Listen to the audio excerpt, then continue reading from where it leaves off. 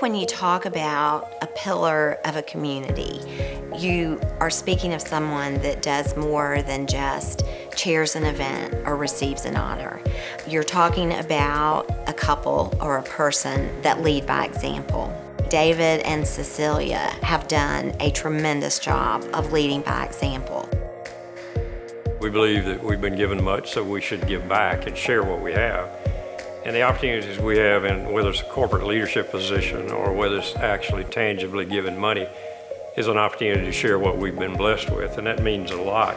God has blessed us beyond measure, and I'm a firm believer in to whom much is given, much is required. And I don't ever want to feel like I don't share what I have. I think that's very, very important. Atlanta's philanthropic community is really a patchwork of a lot of different people that I think make Atlanta a very strong community, even compared to other cities that I've been exposed to. And they're a big part of that fabric.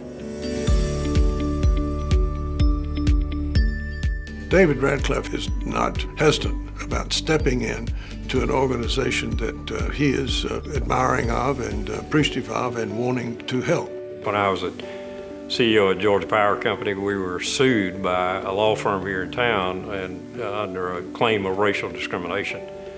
And we defended the lawsuit and successfully, but we decided to take a really deep introspective look at who we were and whether there was any merit to the challenges of discrimination. What I did was lead that effort on behalf of all of our employees, and as a result, I began to understand the whole concept of diversity and inclusion at a much deeper level.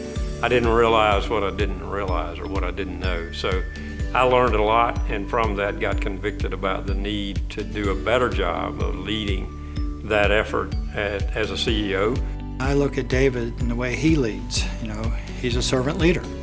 You look at the other roles of a leader, and that is, how do you make a difference with the title that you own, with the role that you occupy, the chair you sit in. And in his case, he's always been involved in leading Atlanta. He's been on civic boards, not-for-profit boards, setting an example that if you're given the role, if you earn the role, take that role and influence others. Every city in America wishes they had a David.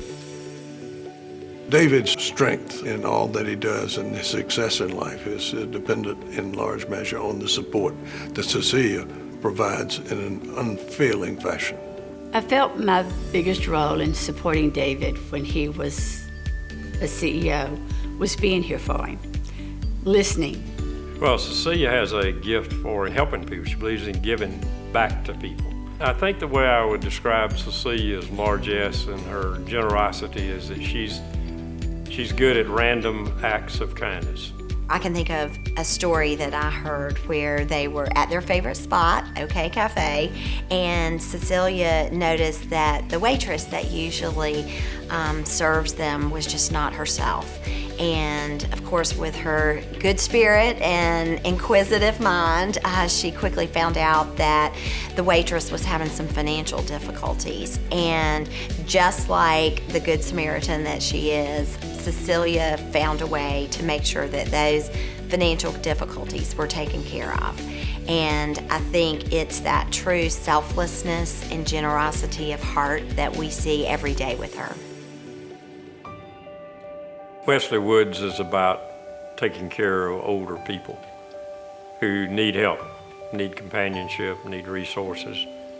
We're all about that. I have a passion around helping people, particularly older people. So what Wesley Woods is doing and how they do it with the quality and the professionalism is outstanding.